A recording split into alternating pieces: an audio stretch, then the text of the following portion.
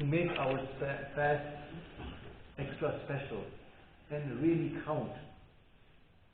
And for this, I thought of reaching out to a book by Imam Ghazali rahmatullah alayh, called Inner Dimensions of Islamic Worship. And in this book, he talks about the inner dimensions, higher levels of all of acts of worship that we have in our deen.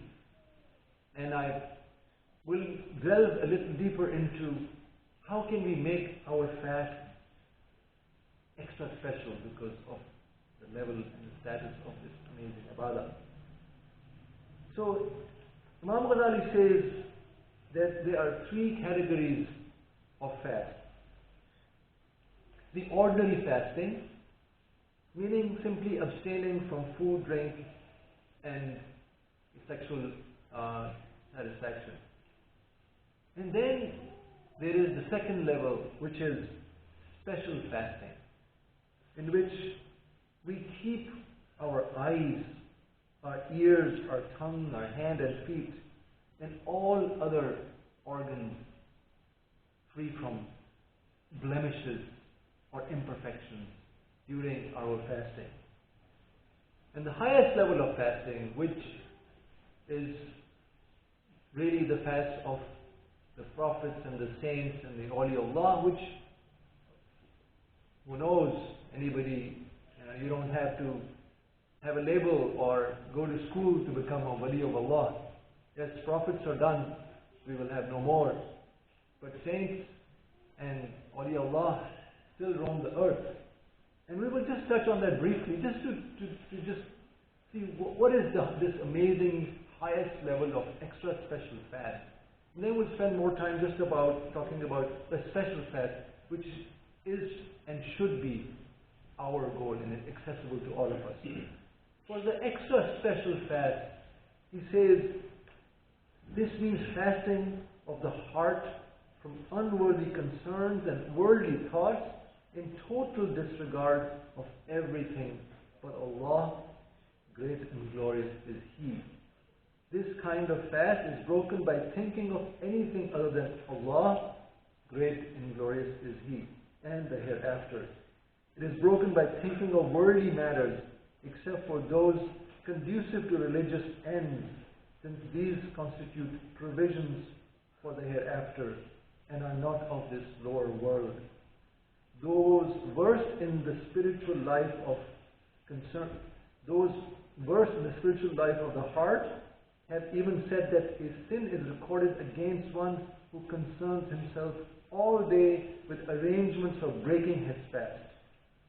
Such anxiety stems from lack of trust in the bounty of Allah, God, great and glorious is He, and lack from certain faith and the promise of His sustenance. So we talked about that these are the fasts of the ones, not the ordinary people like us, but those, the prophets, the saints, and the awliyaullah who are completely in a state of ibadah from every little molecule of their body. But again, it is accessible to all. So let us focus on the fast of the special fast. What are the requirements of the special fast that are accessible and should be the goal for each and every one of us? As for the special fasting, this kind is practiced by the righteous, by good human beings, inshallah, by the righteous slaves of Allah subhanahu wa ta'ala. It means keeping all of one's organs, eyes, ears, stomach, everything free from sin, and 6 things are required for its accomplishment. The first is, see not what displeases God. See not with your eyes what displeases God. A great reward, restrained from viewing anything that is blameworthy or reprehensible or that distracts the heart and diverts it from remembrance of God, is He. That is the goal of the eye.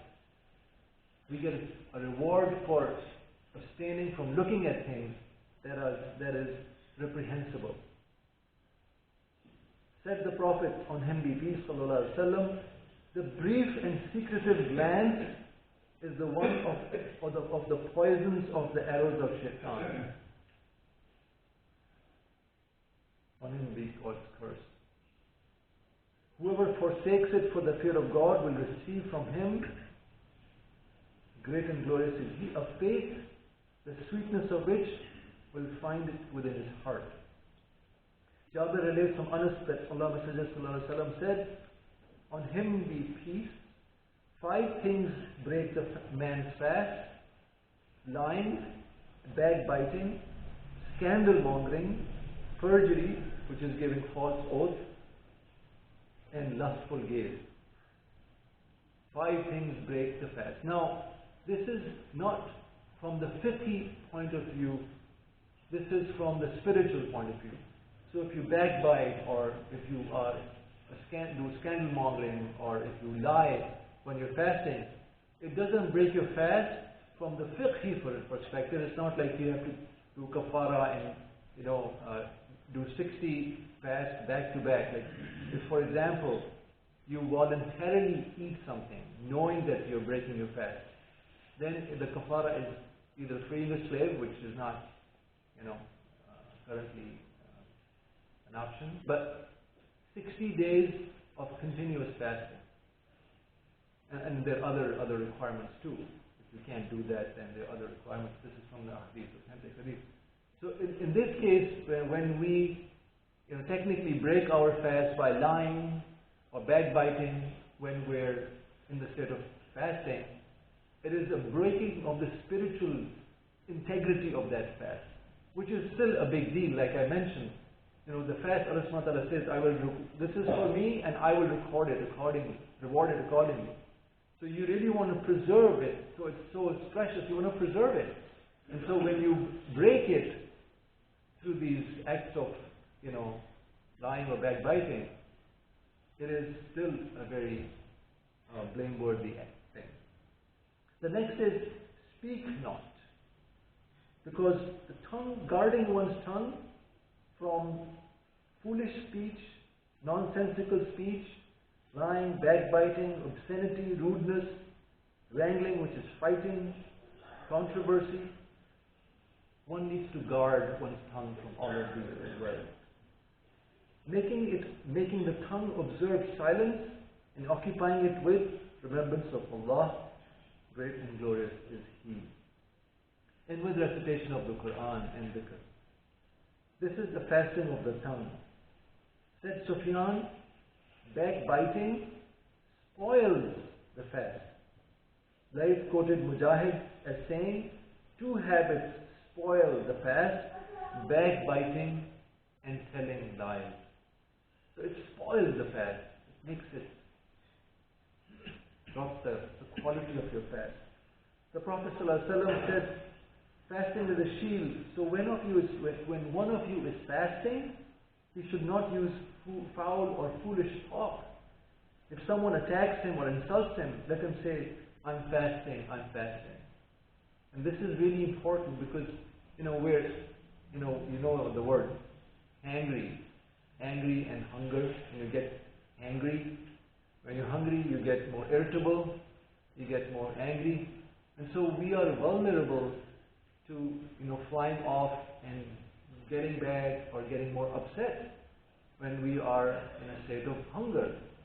And it seems like, at least I find that it's easier to control yourself in the state of fasting because Allah subhanahu wa ta'ala makes it easy for you in terms of your tongue too. Because under normal circumstances, when somebody says something, it's easier to respond in a negative way and get back to them. But I find that when we are fasting, Allah makes it easier for us to control ourselves. But yet, it is possible that when somebody insults us or, brushes us in a negative way, face to face or even on the highway or something like that, cuts you off, it is possible that we get upset and we utter some foulness. But we should control our tongues in these situations, as Rasulullah sallallahu alaihi wasallam said, and just remind ourselves by saying, I am fasting, I am fasting. So it's a good habit when somebody, please move forward, there's people who want to come in and there's not enough space. It's a good habit to just remember this hadith. When somebody cuts you off and somebody is rude to you or mean to you, just remember the hadith. Just say, I'm fasting, and inshallah, it will make it easy for you. And in another hadith, 2 women were fasting during the time of Rasulullah sallallahu alaihi wasallam. They were so fatigued towards the end of the day and from hunger and thirst that they were on the verge of collapsing. They therefore sent a message to Allah subhanahu wa ta'ala's messenger sallallahu alaihi wasallam requesting permission to break their fast. In response, Rasulullah sallallahu alaihi wasallam sent a bowl to them, an empty bowl, and said, tell them to vomit into it what they have eaten. One of them vomited and half the bowl got filled with flesh, blood and tender meat, while the other brought up the same so that the whole bowl got filled up. The onlookers were astonished. The Prophet, on him be peace, said, these 2 women have been fasting from what God made lawful to them, food, and have broken their fast on what God has made unlawful to them. They sat together and indulged in backbiting, and here is the flesh of the people they are maligned. Number 3, protecting our ears. Closing one's ears to everything reprehensible. For everything unlawful to utter is likewise unlawful to listen to. That is why God, great and glorious is He, equated eavesdropping, and listening to something that is not supposed to be for your ears, eavesdropping, to profiteering, which is getting illegal gains. Profiteering is like getting unfair profit or illegal gains. In Surah Maida, verse 42, Allah subhanahu wa ta'ala says, listeners to falsehood equals, in parentheses, consumers of illicit gain. Listeners of falsehood, consumers of illicit gain. So listening to falsehood, whether it be, as I mentioned, just eavesdropping, that was just a hadith, but also listening to falsehood, obscenity and other things, that is also highly reprehensible. Silence in the face of backbiting is also unlawful. So when somebody is saying bad things about another person, God exalted, He said, you are then just like them. Surah Nisa, verse 140. The Prophet ﷺ said, the backbiter and his listener, they are co-partners in sin. So not only should you be holding your tongue back, you should also be restraining yourself from listening to backbiting. Just tell them, don't do it, or just walk away. أقول قولي هذا واستغفر الله لي ولكم ولسائر المسلمين من كل ذنب فاستغفروه إنه هو الغفور الرحيم.